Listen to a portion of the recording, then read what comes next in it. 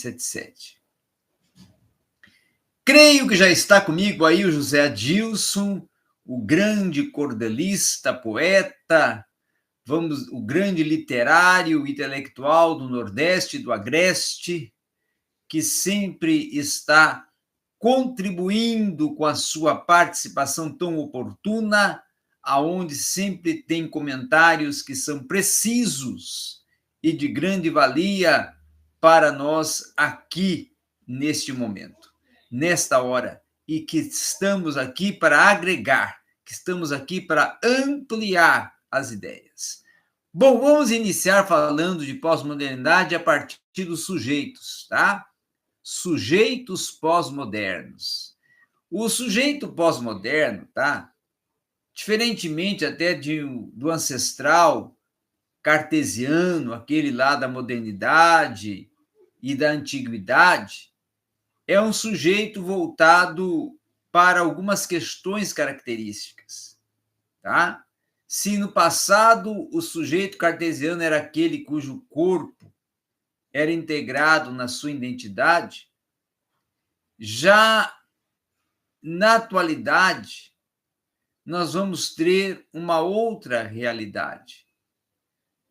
No passado, no tempo passado, né, o sujeito ele estava envolvido em questões como mais voltadas a uma identidade mais, vamos dizer assim, intelectiva, né? Já o sujeito da modernidade, da pós-modernidade, ele olha mais para o exterior, para as malhas de ginástica que vão, vamos dizer assim, tornar ele mais atrativo ou a mulher mais atrativa. O corpo se torna uma das preocupações mais recorrentes do pensamento pós-moderno, porque o pensamento pós-moderno é totalmente voltado para a estética, não é? Os membros mutilados, troncos arqueados, não é? Corpos engalanados ou encarcerados, disciplinados ou até ávidos. Então, esse fenômeno vai se alastrando até nas próprias livrarias, nas literaturas, nas séries, filmes, novelas, programas, mídia, comunicação. Tudo se direciona para promover na mentalidade humana pós-moderna um culto ao corpo. Essa é a visão e a proposta, quem sabe, das mais incisivas, não é? Do sujeito pós-moderno ou da pós-modernidade relacionada ao sujeito. A sexualidade, por exemplo, ela começou a despontar-se nos anos 60. E, em parte, até com uma extensão que, naquela época, ocorria e estava sendo visível a partir de políticas radicais para algumas áreas que elas, lamentavelmente, negligenciavam. À medida em que as energias revolucionárias iam, aos poucos, arrefecendo, o interesse pelo corpo, então, foi assumindo um lugar mais destacado, tá? Inclusive, nós podemos aqui mencionar que os adeptos de Lenin, de outrora, transformaram-se em lacanianos, né, de carteirinha. E aí mudaram a sua produção para uma não mais uma produção ortodoxa, conservadora, mas uma perversão. E aí o socialismo de Che Guevara, ele vai, na pós-modernidade, ceder um lugar já à somatologia de Foucault, né? E também de Erich Fonda, né? Já no pessimismo demasiado francês, já do primeiro momento, em oposição justamente às características que eram mais ativistas politicamente, como a esquerda, já se podia encontrar um fundamento lógico mais sofisticado para a própria paralisia política. Então, esse fetiche começou a significar para Freud aquilo que podemos até indicar como uma lacuna intolerável. E aí as razões até para se alegar que a própria sexualidade ela começou a se tornar um fetiche mais em voga do que todos. E o discurso, até pela primeira vez, se lançou, né, como uma força total a noção de um fetichismo, né, sexual que começou a ser promovido e começou a ser praticado. Os conservadores, a bem da verdade, aqueles que priorizavam alguns valores máteres da sociedade e da moral social, começaram a dar repetidas provas de uma obsessão também à prática da sexualidade. E com isso, a moralidade começou a abrir espaços para o crescimento do adultério. E assim é que o corpo começou a funcionar, ao mesmo tempo até como um aprofundamento vital das políticas radicais e até de um total deslocamento. Então, podemos dizer que um tipo glamuroso de materialismo, né? De um discurso que até podemos colocar aqui do corpo, que compensa, inclusive, alguns tipos mais clássicos do materialismo, ele vai abrindo caminhos, tá?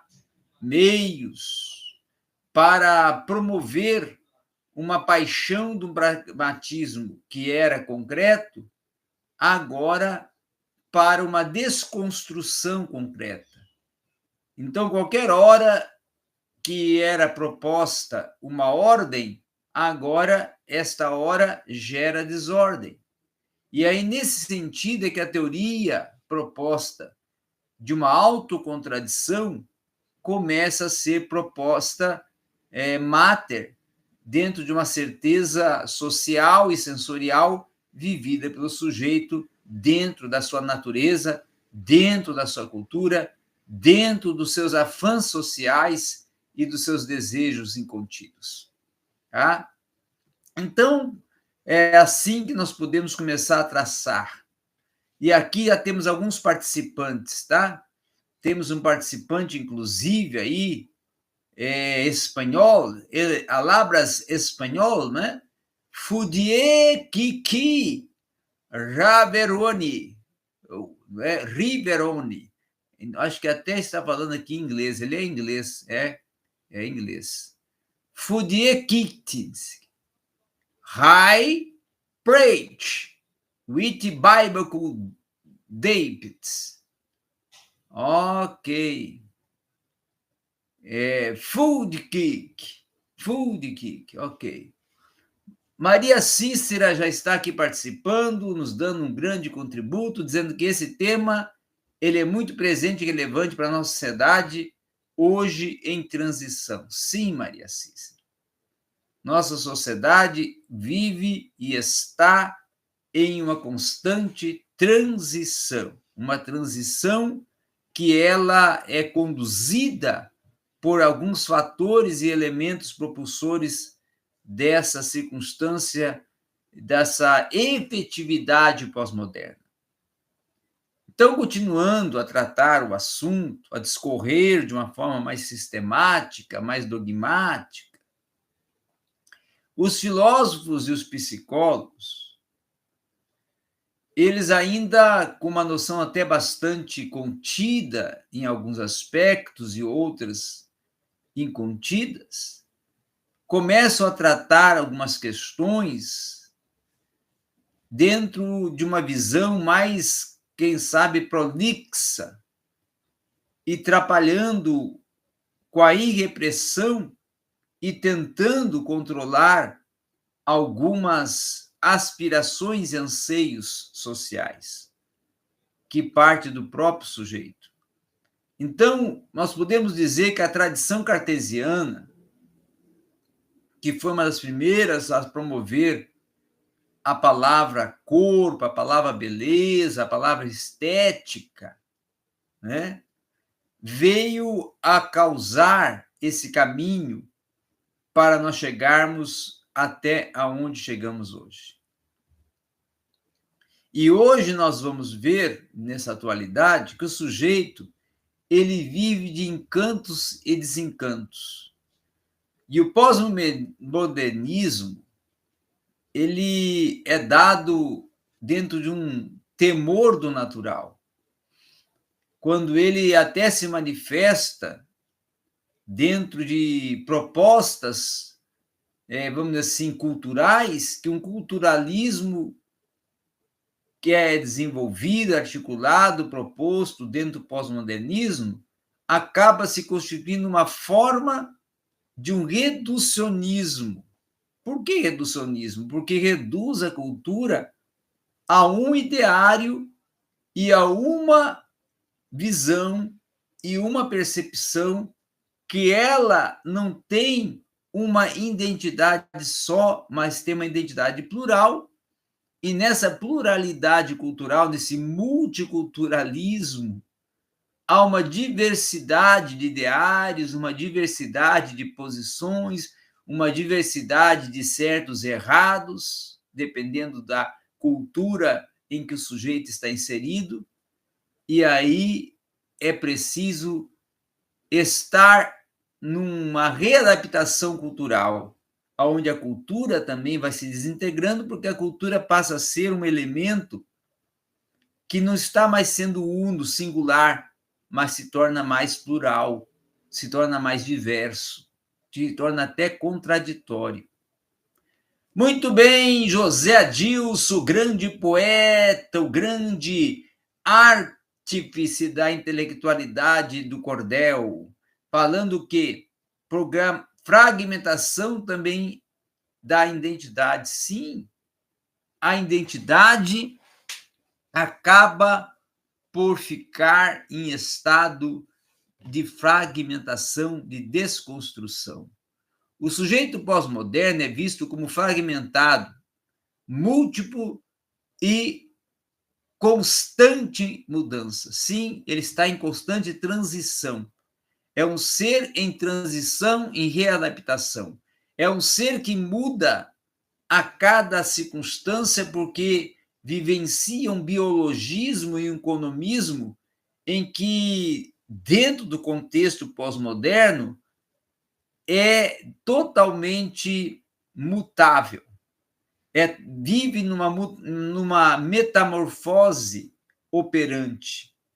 Então, dentro desse aspecto, dessa intermediação, desse discurso pós-moderno, é um discurso de uma cultura que se esvai por questões que vão saindo do controle espacial, social e temporal, partindo para princípios que o próprio homem desconhece, porque ele não consegue, muitas das vezes, acompanhar o ritmo dos pensamentos, dos ideários e das falácias que vão surgindo.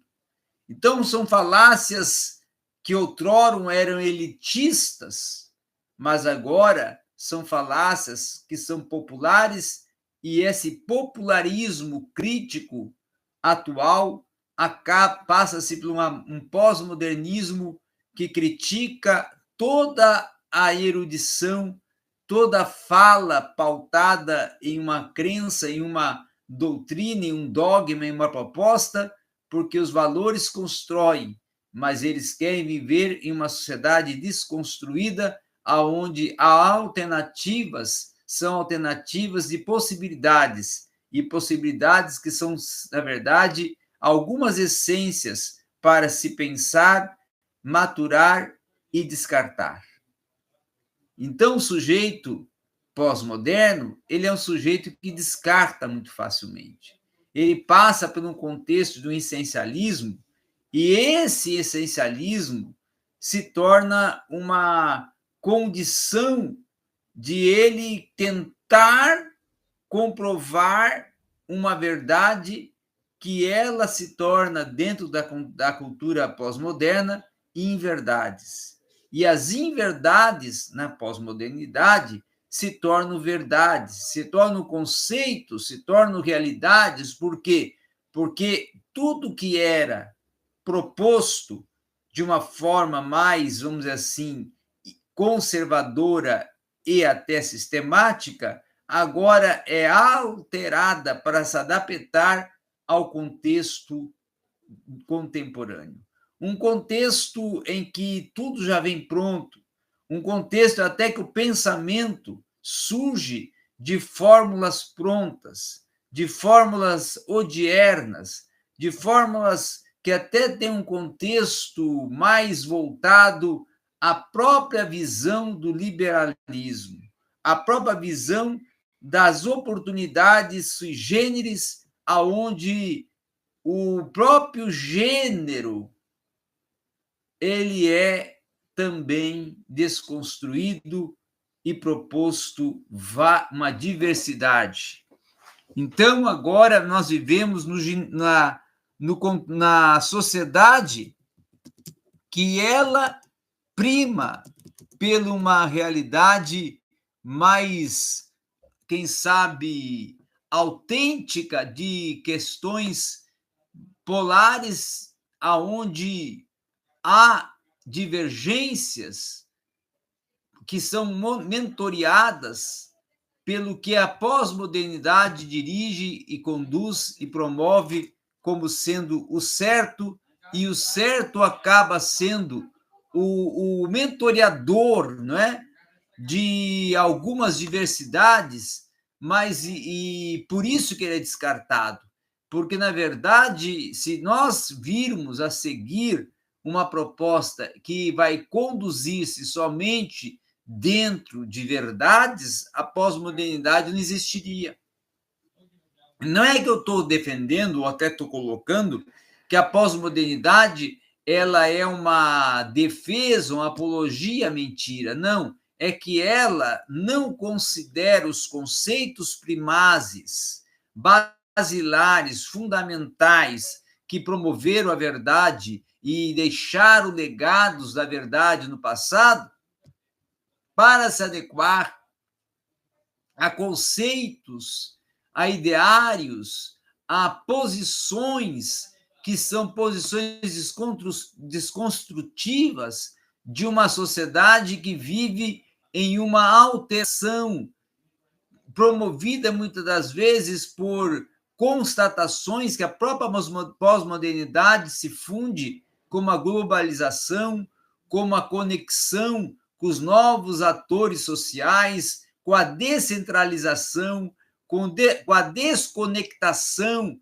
do correto, do princípio da fundamentação, né? Então, partindo de uma visão pós-moderna, de uma teoria social, nós podemos dizer que existe um conceito mais voltado para o brilhantismo, para o antropocentrismo e até também para uma teoria que promove, em alguns momentos, um comodismo de pensamentos aonde o homem procura sintetizar as suas ideias, torná-las uma palavra, uma frase, uma expressão. Então, há, na verdade, uma mistura, tá? De ceticismo, de perplexidade, de aventura, de reflexões, de uma produção intelectual que acaba por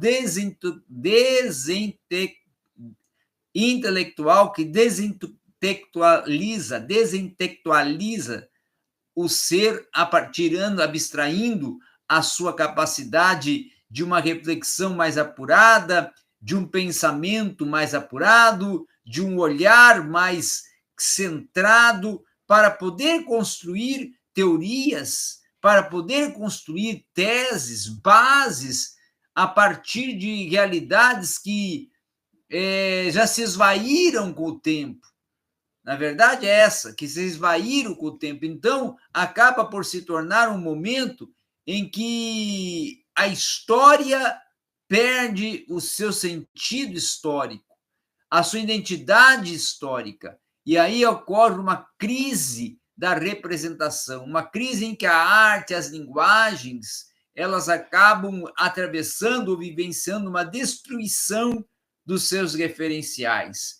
é uma destruição de uma mudança aonde a história perde seu sentido histórico para se absorver de um caráter policultural, polihistórico, múltiplo e até imperformizado de valores e de abstrações. Então, se torna um meio de condução e promoção audiovisual em que a capacidade que vai sendo proposta é a capacidade de atingir os sentidos humanos através dos olhares, das expressões, das comunicações e até das mentorias, que são, na verdade, formas de conduzir a pessoa a realidades que foram se esvaindo do seu próprio ser. Por que hoje as pessoas buscam tanto e precisam tanto de mentorias? Porque estão vivendo dentro de um descontrole psíquico, descontrole social, descontrole cultural e descontrole principalmente sensorial e intelectual.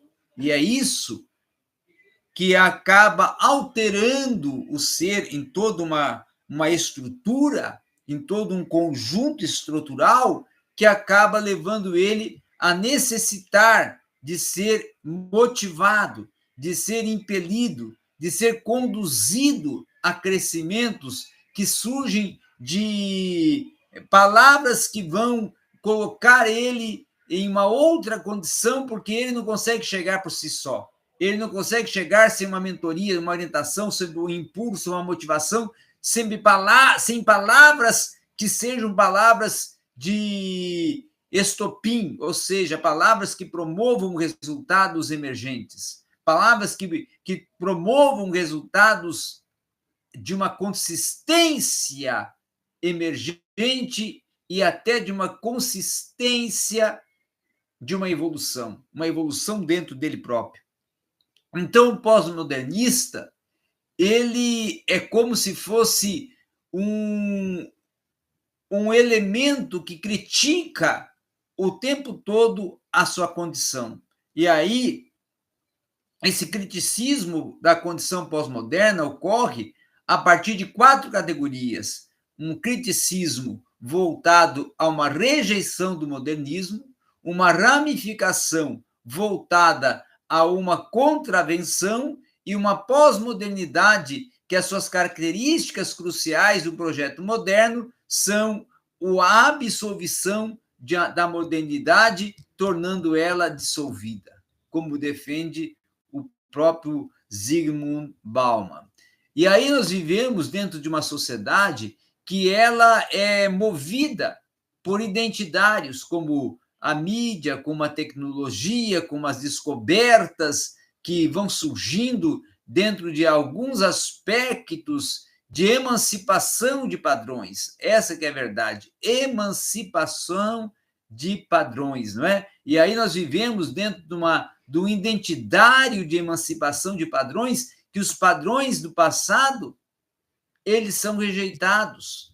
Por que são rejeitados? Porque eles não têm mais significado para a atualidade. Eles não têm mais valor para este momento de uma condição de alternância do pensar, da alternância do olhar e até da alternância da própria arte, do próprio sentimento, da própria emotividade. As próprias emoções vão sendo alteradas e alternadas dentro desse contexto. Então, nós podemos dizer que há um momento, e estamos vivendo um momento da radicalidade, aonde o certo é confrontar, o certo é constranger, o certo é levar o que era certo ao escalabro do errado, certo? Essa que seria a visão mais, quem sabe, proeminente, não é? Que podemos até incluir aqui nesse momento de reflexão sobre a pós-modernidade. E aí, dentro desse aspecto, nós podemos também dizer que a gênese desse termo pós-modernista, e ela é totalmente nietzscheana. E por ela ser nietzscheana, é que ela começa a promover algumas desconstruções de contextos que foram totalmente obsoletos dentro da Europa moderna. E aí o pós-modernismo, ele se torna e se tornou, na verdade, uma cultura dominante que não é mais exclusiva, mas sim inclusiva. Numa sociedade que ela vive de elementos promovedores totalmente estéticos, e a arte começa a se tornar a arte pop, que no sentido, né, do amplo da palavra, ela se torna uma arte desconstruída que esboça tendências de uma hostilidade ao modernismo. Então, o colapso ocorre quando se alega até que o pós-modernismo descreve uma emergência de um contexto social que muitas das vezes é caracterizado pela ideia de meios de comunicação de massa que vão moldando as formas de visão social, de relação social, de inclusão social, de participação social. Então, na cultura pós-moderna, tudo pode tornar-se uma referência ou uma alusão, piada ou jogo de simulação. Por quê? Porque os signos culturais, as imagens midiáticas, as formas da realidade, elas são totalmente promovedoras de uma arte, promovedoras de um pensar que é totalmente híbrido, que é totalmente desconstruído de uma, vamos assim, de uma sequência dogmática. E aí o tempo e o espaço trabalha para um conceito totalmente de uma transglobalização e uma transculturalização de uma metanarrativa, inclusive, que vai promover um modernismo que para o pós-modernista, foi um período errado, um período mal resolvido, um período mal sucedido. Então, essa pluralidade, ela começa a propor diferenças, e essas diferenças precisam, para você viver no atual tempo, aceitá-las, senão você é descartado desse contexto, porque você se torna um ser repressor. Então, a pós-modernidade, ela é contra a repressão, porque ela é a favor de uma evolução, tá? A pós-moderna, ela é a favor de uma evolução propositora de uma revolução. Propositora de uma revolução. Então, acaba se tornando um construtivismo pós-moderno de uma decadência ideológica, um construtivismo pós-moderno de uma decadência ideológica. Por que uma decadência ideológica? Porque acaba se voltando para desenvolvimentos que são decadentes ideologicamente, gerando ideologias que não têm fundamentos, que são solúveis, que são movidas para uma circunstância que acaba levando elas a uma utopia, que acaba levando elas a uma desconstrução, certo? Então, essa desconstrução é que vai levar elas a uma total descentralização. E essa descentralização acaba por tornar a sociedade totalmente corrompida e totalmente até voltada para um contexto de uma secularização mal resolvida, Então, se torna novos desafios, ou surgem novos desafios a partir da flexibilidade, essa flexibilização que a pós-modernidade, nesse modo de ser existencial, vai propondo. Então, a pós-modernidade, que é uma cultura que promove o ruir dos seus mitos, das suas ideologias, dos seus valores, e que vai reconhecer que vive um tempo de uma impotência do pensamento, ela acaba por rejeitar o conceito de uma ideia distinta, de um nonsense, né? E acaba se promovendo, propondo uma filosofia que se torna totalmente nihilista, relativista, e que acaba causando uma progressão que ela prima por uma socioculturalização que, ao invés de ordenar, desordena o sentido do transitar do ser, o sentido da operatividade do ser. Então, esse individualismo dentro da esfera econômica, da esfera religiosa, da esfera cultural, ela acaba propondo um horizonte pragmático do cidadão pós-moderno que vai restringindo o seu passado, aí abrangendo posições e propostas que vão gerando aumentos de recursos, outorgas de favorecimentos e até diversos tipos de operatividades religiosas, de conexões religiosas, de individualismos religiosos, que até a própria religião vai sendo desconstruída e vai sendo tornada até uma forma de gerar uma desconstrução da própria fé, uma desconstrução da própria fé. É isso que vai acabando por promover. E eu gostaria agora de abrir um espaço para a participação de José Adilson Silva, esse grande expoente da cultura contemporânea, não é? Para ele falar um pouco mais até sobre as interferências da pós-modernidade na arte do cordel, as interferências da pós-modernidade na arte do cordel, e também até falar um pouco sobre essa interferência na própria cultura, não é? Na própria cultura. Muito bem, Maria Cissa também, se estiver presente, vamos participando e vamos andando, vamos transitando, vamos explorando esse tema, porque é um tema bastante atrativo e palpitante.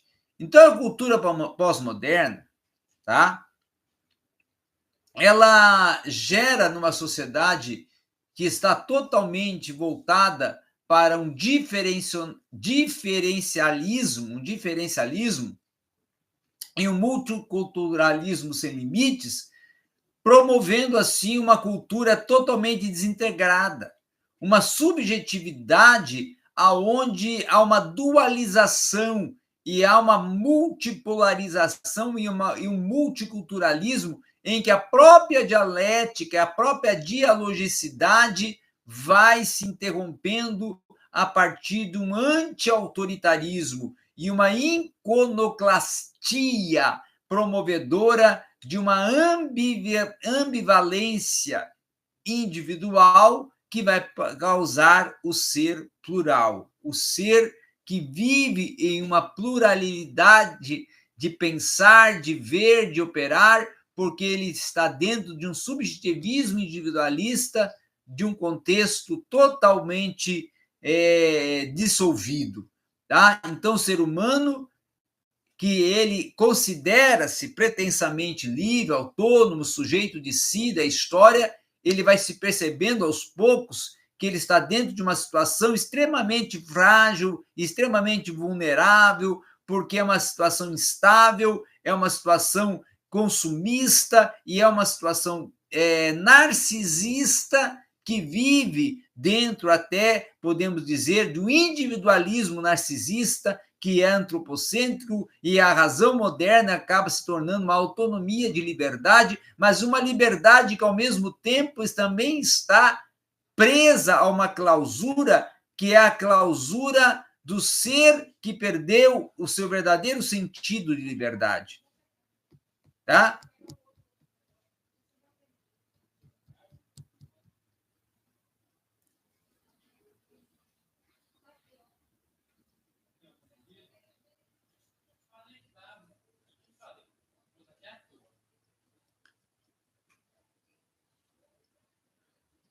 Muito bem, José Adilson. Pode participar, a sua participação sempre é muito plausível e importante. Estamos aguardando seus escritos. Enquanto aguardamos os escritos de José Adilson, vamos prosseguindo. Vamos continuando e vamos ampliando. Então, podemos dizer que nesse vazio interior, tá? Nesse vazio interior, vai se manifestando uma desvitalização de estruturas antropológicas, de uma tipicidade em que a historicidade é esvaziada, em que a cultura é esvaziada, em que há uma pretensa solidariedade, que essa solidariedade se banaliza através de arrecadações de tempos e momentos e entretenimentos vazios. Então, o sonho da liberdade acaba sendo fundado na razão moderna segundo uma autonomia livre que é detentora de direitos que esbarram numa realidade muito dura. Por quê? Porque, na verdade, se vive num desprover da fala, num desprover da razão, num pessimismo do sentimento de frustração em relação às grandes causas sociais, às grandes causas políticas, religiosas, que vão traduzindo e conduzindo a atitudes hedonistas, consumistas, e é totalmente descontrolada e desconcertadas. Então, podemos dizer que até algumas que a tradicionalidade acaba por ser extinta. A tradicionalidade acaba por ser exaurida dentro dessa realidade, tá? Dentro desse fator odierno, dessa condição odierna. Você que está aí presente, fale alguma coisa sobre sujeito pós-moderno, sobre pós-modernidade, dê a sua participação, dê o seu contributo, dê a sua ideia, dê a sua posição, para nós estarmos também aqui trazendo à tona, apresentando ao público a sua visão, a sua concepção e a sua proposta, que sempre é muito bem aceita e importante nesse contexto.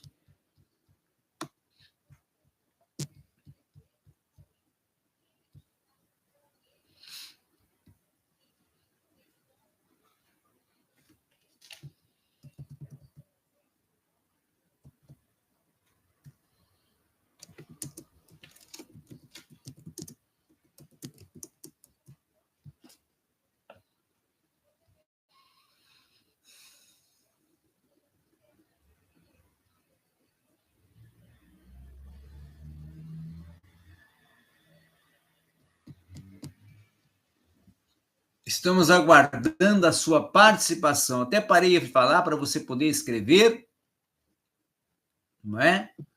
Porque o seu escrito será um escrito contribuidor, e aí nós vamos, a partir do seu escrito, articulando outras visões e outras posições dentro desse momento de transitar de uma utopia social causada pela pós-modernidade, tá? Causada pela pós-modernidade.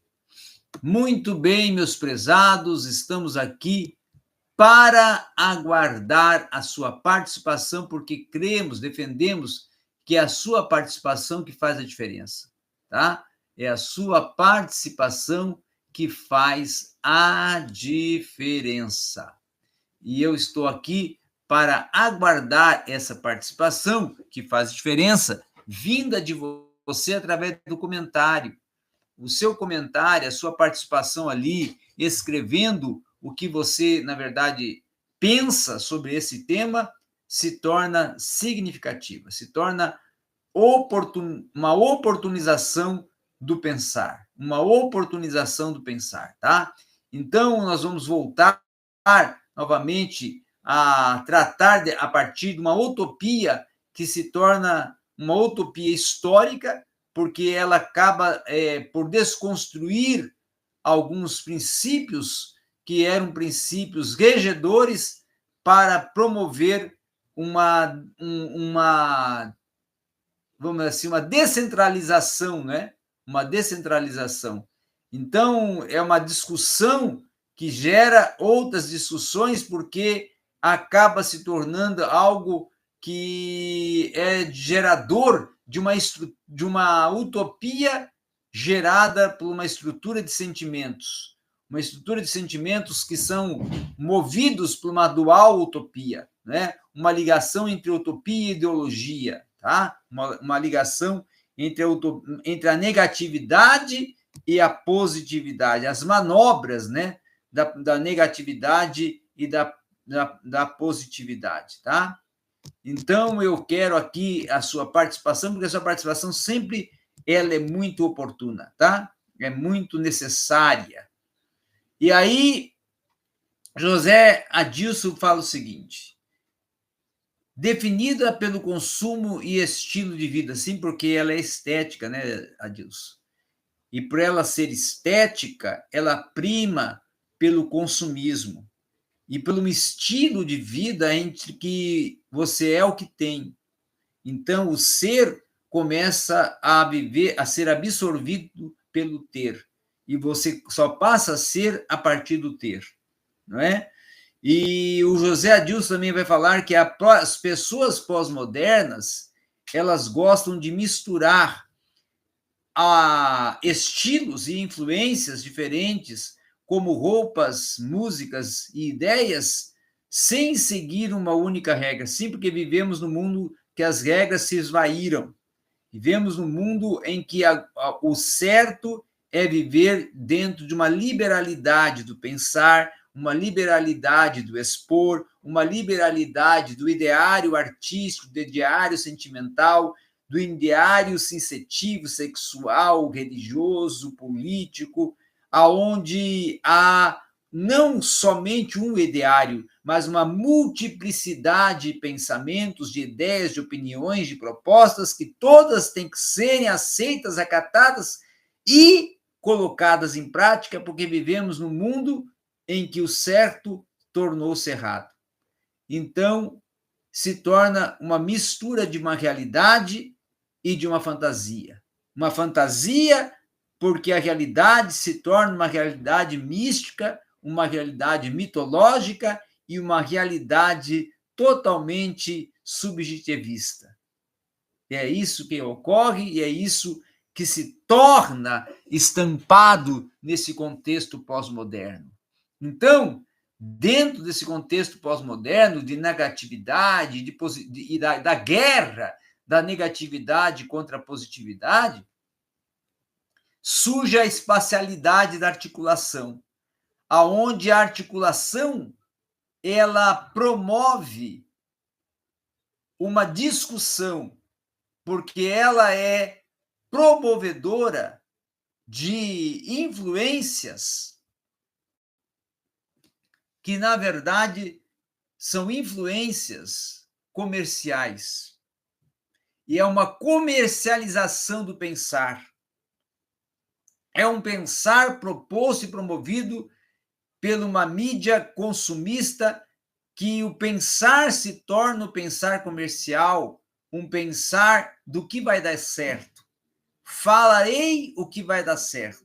Exporei o que vai dar certo. Eu preciso sair da caverna. Para sair da caverna, eu preciso ser. E para ser, eu tenho que ter. E o que eu tenho que ter para ser? Esse é o grande questionamento, a grande busca, o grande afã social. O que eu tenho que ter para ser?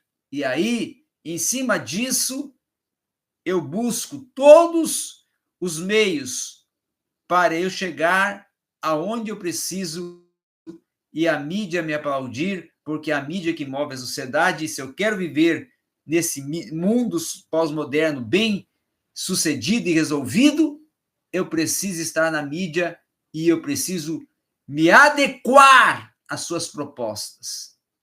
Senão, eu vou ficar enclausurado, desaparecido e oculto. Essa é a verdade.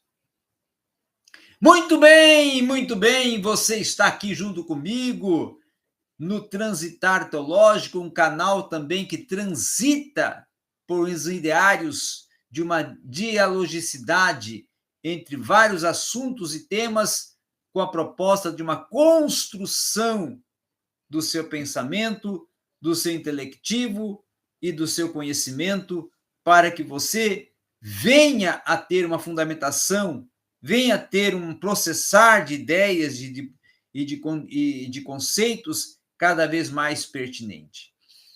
Então, a incerteza é o único fato seguro, fala José Adilson Silva. Sim.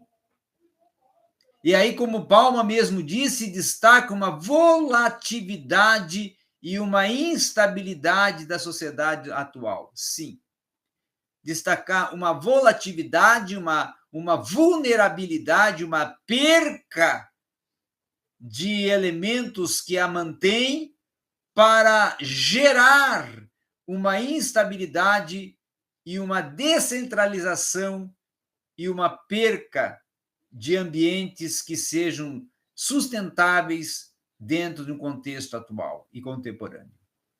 E acaba, então, hoje, se despedindo agora, nesse momento, esse grande intelectual, José Adilson Silva, dizendo grato por hoje e sempre.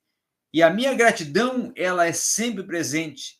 E a minha gratidão é para todos vocês. É para José Adilson, é para Maria Cícera, é para o Fudiekintin e para todos que estão aqui participando de uma forma direta e indireta e todos que estão vindo para agregar, crescer e ampliar nesse momento que estamos juntos. Deus seja com todos, nos abençoe, nos guarde, nos guie e nos dê a paz constantemente. Amém.